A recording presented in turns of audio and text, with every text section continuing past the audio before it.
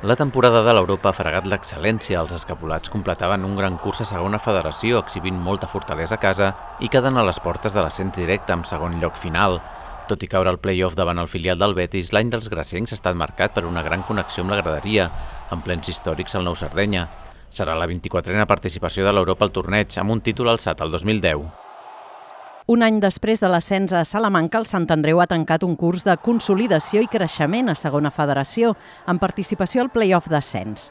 Tot i l'amarga derrota a Zamora, el curs dels quadribarrats ha consolidat un projecte futbolístic i un arrelament social que ha portat a veure el Narcís Sala entregat a la causa setmana rere setmana. A l'Històrics defensen títol, n'han sumat 5 i encara en la seva 29a participació. L'Olot, club amb 103 anys de vida, s'estrenarà a l'Històrics en un any especial, el de l'ascens a segona federació, categoria a la qual retornen els garrotxins un any després. Amb la determinació d'un especialista com Pedro Doler a la banqueta, l'equip ha dominat de ple el grup català de tercera aquest curs, en una aposta per un futbol vistós, d'arrels i amb l'ambició i la il·lusió de tornar a segona federació per establir-s'hi. L'Ospi ha viscut una llarga temporada en què el premi de l'ascens a segona s'escapava en l'últim partit a Madrid el 23 de juny. Els riberencs han estat un dels equips més destacats del grup català de tercera, competint amb l'Olot per la primera plaça i superant el Prat i el Badalona a les primeres rondes de la promoció. Tot i la desil·lusió de caure, l'equip busca ser un any més protagonista a la categoria i aspirant de nou a l'ascens. Disputarà el seu 14è Històrics, amb un títol al que va alçar el 2015. La temporada del Club de Futbol Badalona ha marcat una clara trajectòria ascendent. Els escapulats van trigar a prendre el pols a la categoria després d'un estiu mogut, però la força del col·lectiu, unida a l'arribada del tècnic Gerard Albadalejo, van conduir el conjunt badaloní a una escalada espectacular, amb classificació per al play-off i derrota davant l'Hospitalet a la segona eliminatòria. És la 33a participació del Badalona al torneig, del qual és el rei del palmarès amb 7 títols, l'últim el 2018. El Prat ha sigut un dels grans animadors del grup català de tercera aquest curs. En pugna durant tota la temporada per ser el play-off d'ascens, l'aposta per un home de la casa, Miquel Motoso, al capdavant de l'equip, s'ha traduït en una proposta vistosa d'aposta per la joventut que es plantava a la promoció d'ascens i li discutia el pas a segona ronda a l'Hospitalet. El precedent d'un curs il·lusionant porta els Potablava a voler més per la nova temporada.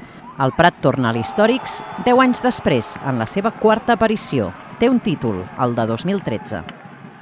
La Fundació Unió Esportiva Tona s'estrenarà en un torneig històrics després de 2 anys memorables. A l'ascens a tercera del 2022 s'hi han sumat 2 exitoses campanyes a la categoria, aquesta darrera amb opcions d'accedir al play-off d'ascens fins a l'última jornada. L'equip dissenyat per Marc Francolí i el tècnic Ricard Ferrés s'ha sabut reinventar any rere any per convertir-se en un conjunt capaç de competir de tu a tu davant qualsevol rival de la categoria. La Monta tancava l'etapa de Raúl Page a la banqueta amb un nou any en què ha convertit la voluntat de no patir per la permanència a tercera en l'ambició per optar al play-off d'ascens, amb opcions de ser-hi fins a l'última jornada del curs. Amb el retorn d'Antonio Escudero a la banqueta, els de Nou Barris prometen un nou curs d'esforç i treball constant per dir la seva en una categoria competidíssima. 10a participació de la Monta a l'Històrics, al seu sostre les semifinals el 2014. L'Horta s'adaptava a la perfecció a la Lliga Elite en l'any de l'estrena de la categoria i completava un viatge en clara trajectòria ascendent. L'equip dirigit per Juan Camilo Vázquez es compactava més i més i passava de lluitar per eludir el descens a consolidar-se en places de play-off. A la fase pel retorn a tercera queien en una disputada eliminatòria davant el Figueres.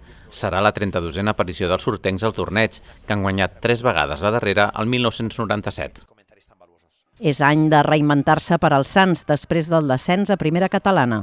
El conjunt barceloní aposta per gent de la casa, per retorns de pes, com el de Cristian Fabregat, i per un nou responsable a la banqueta, Juan Carlos Morales, per lluitar per recuperar la categoria perduda.